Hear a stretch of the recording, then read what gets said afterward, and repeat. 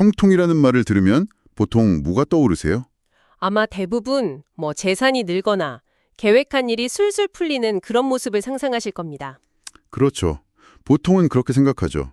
모든 일이 뜻대로 잘 되어가는 상태. 물질적인 성공이나 사회적인 성취와 연결짓게 마련이고요. 그런데 오늘 저희가 분석해볼 자료는요.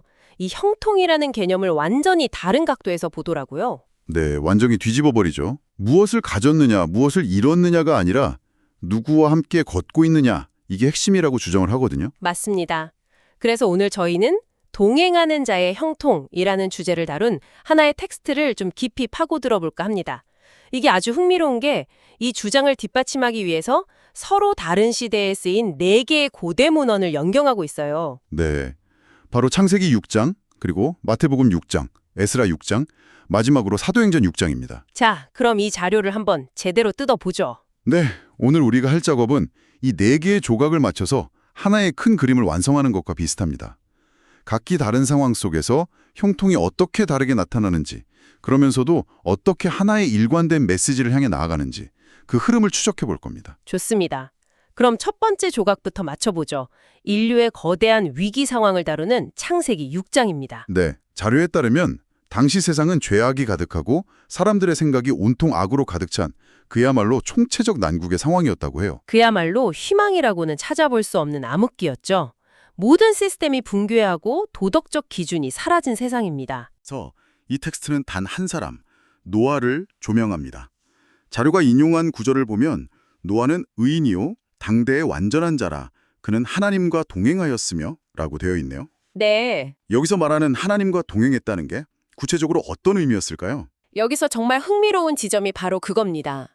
노아의 형통이 우리가 생각하는 부나 명예가 아니었다는 거예요. 아, 그런 게 아니었군요. 네, 바로 구원이었습니다. 구원이요? 네, 자료는 노아의 동행이 그와 그의 가족을 임박한 홍수 심판에서 살아남게 한 결정적인 요인이었다고 분석합니다. 아, 즉, 주변 환경이 아무리 타락하고 절망적일지라도 신과의 친밀한 관계를 유지하는 사람은 구별되어서 보호받는다는 메시지를 던지는 거죠. 와, 그러니까 첫 번째 형통의 정의는 환경을 초월한 신적인 보호와 은혜라고 할 수 있겠네요. 정확합니다. 보통은 좋은 환경을 만나는 걸 성공의 조건으로 꼽는데 여기서는 최악의 환경 속에서 살아남는 것 자체가 형통이라는 거니까요. 정말 다르네요. 네, 그래서 이 첫 번째 사례에서 말하는 형통은 환경을 초월한 신적인 보호라고 정의할 수 있겠습니다. 자, 그럼 이제 거대한 심판 이야기에서 우리의 일상생활 속으로 초점을 한번 옮겨보겠습니다. 두 번째 자료는 마태복음 6장, 예수의 산상수훈인데요. 네, 스케일이 확 바뀌죠. 전 지구적 재앙에서 아주 개인적이고 내밀한 삶의 영역으로요. 이 텍스트는 여기서 다루는 형통이 아주 구체적인 삶의 영역들과 연결된다고 설명합니다. 예를 들어서 구제나 기도, 금식 같은 종교적인 행위를 남에게 보이기 위해서 하지 말라는 가르침이 나오고요. 네, 행위의 겉모습이 아니라 그 중심, 즉 신과의 은밀하고 진실한 관계가 더 중요하다 이런 얘기죠. 그리고 또 무엇을 먹을까, 무엇을 마실까, 무엇을 입을까 염려하지 말라고 하면서 재물을 땅이 아닌 하늘에 쌓아두라고 권면하죠. 그렇죠. 그리고 가장 핵심적인 구절을 인용합니다. 너희는 먼저 그의 나라와 그의 의를 구하라. 그리하면 이 모든 것을 너희에게 더하시리라. 바로 이 지점에서 형통의 개념이 외부적 상황, 그러니까 노아의 경우죠. 거기서 내면의 우선순위 문제로 전환되는 것을 볼 수 있습니다. 아, 우선순위요? 네, 세상이 추구하는 형통, 즉 물질적 풍요와 안락함 대신에 보이지 않는 가치를 먼저 구하라는 거죠. 여기서 핵심은 신뢰입니다. 신뢰라. 보이지 않는 것을 우선할 때 보이는 필요들, 그러니까 먹고 마시는 문제 같은 것들은 신이 채워줄 것이라는 믿음을 요구하는 겁니다. 하지만 그게 참 어려운 지점인 것 같아요. 당장 눈앞에 현실적인 문제가 있는데 보이지 않는 가치를 먼저 따르라는 게? 물론입니다. 그래서 이 텍스트는 맹목적인 외면이 아니라 전략적인 신뢰를 요구하는 거예요. 더 큰 그림을 믿고 내 삶의 자원을 어디에 먼저 투자할 것인가 하는 선택의 문제죠. 아, 신뢰에 기반한 전략적 선택이라는 관점으로 보니까 이해가 되네요. 그럼 여기서 말하는 형통은 뭔가요? 바로 올바른 우선순위를 설정하고 신의 공급하심을 신뢰할 때 오는 삶의 안정으로 해석됩니다. 안정감이군요. 네. 노아의 형통이 극적인 구원이었다면 여기서의 형통은 우리 삶의 근본적인 불안을 해결해주는 내면의 안정에 가깝다고 볼 수 있죠. 자, 그럼 이제 여기서부터 정말 흥미로워지는데요.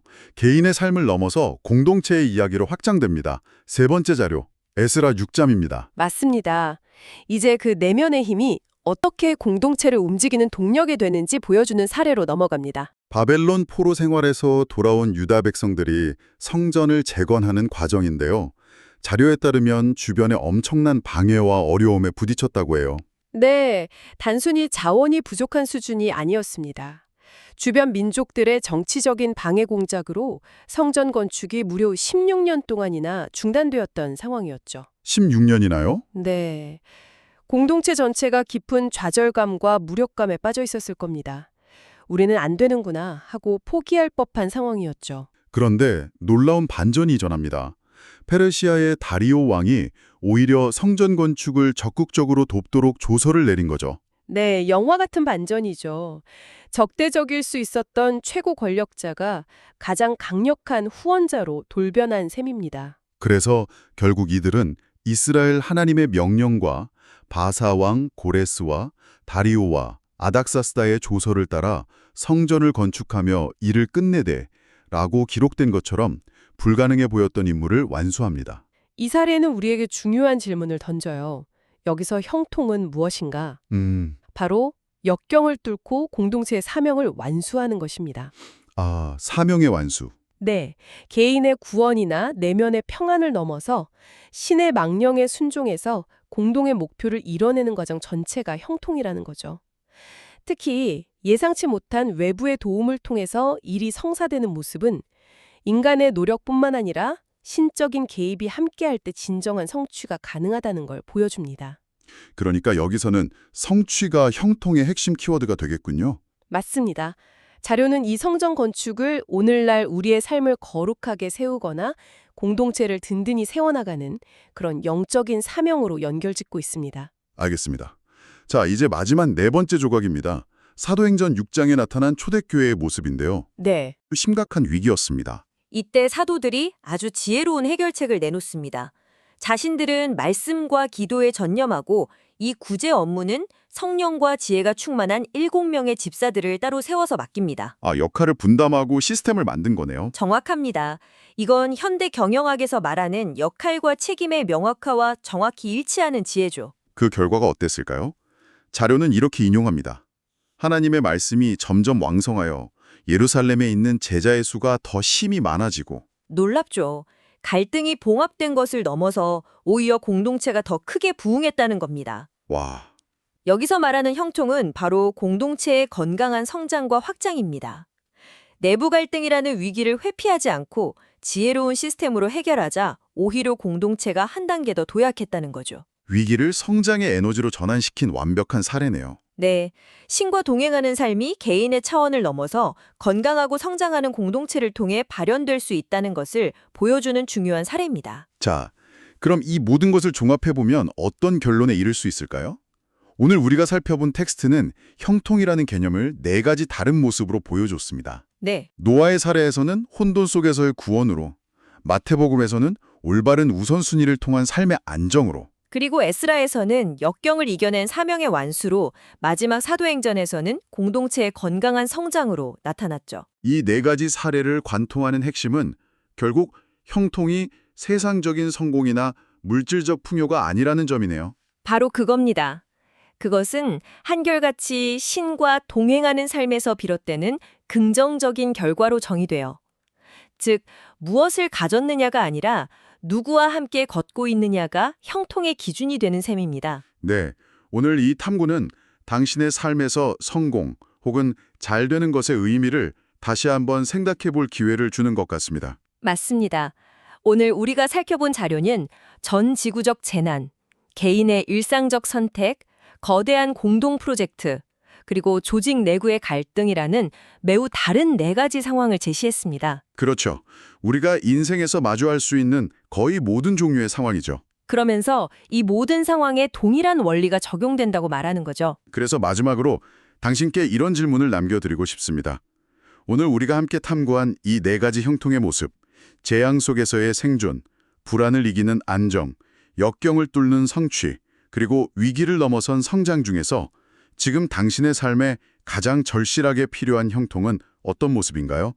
그리고 그 형통을 위해 당신은 지금 누구와 함께 걷고 계신가요?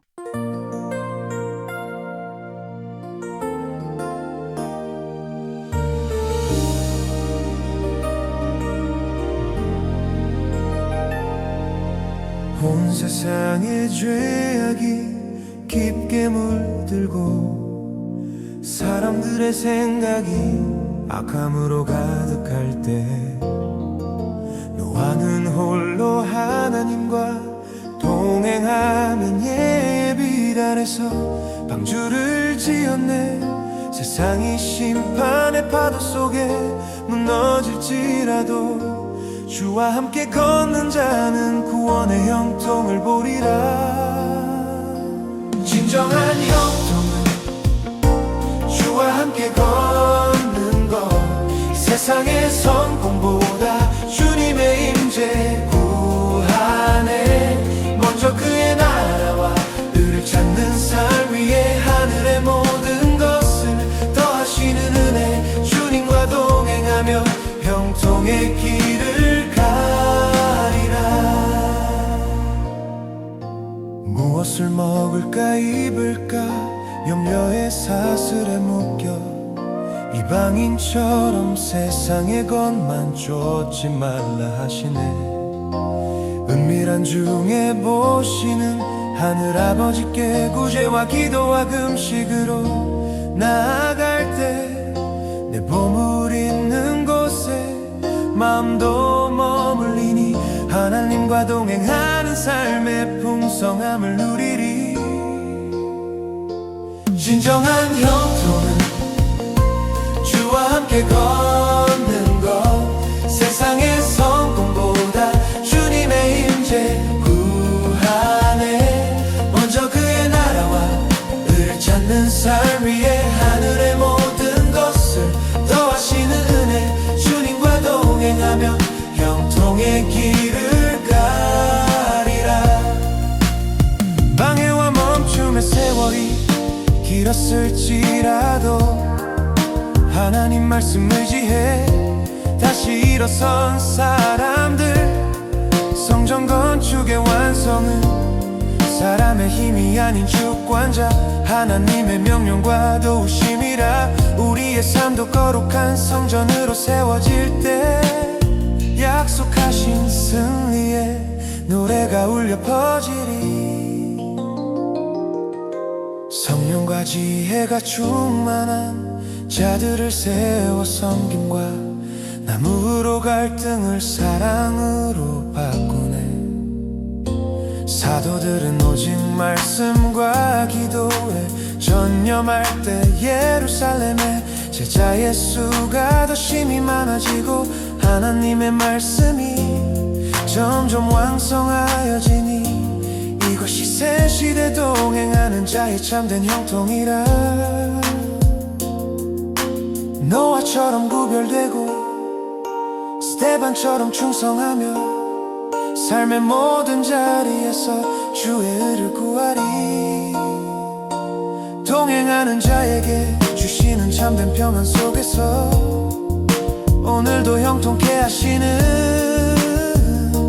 주님만 찬양하리. 진정한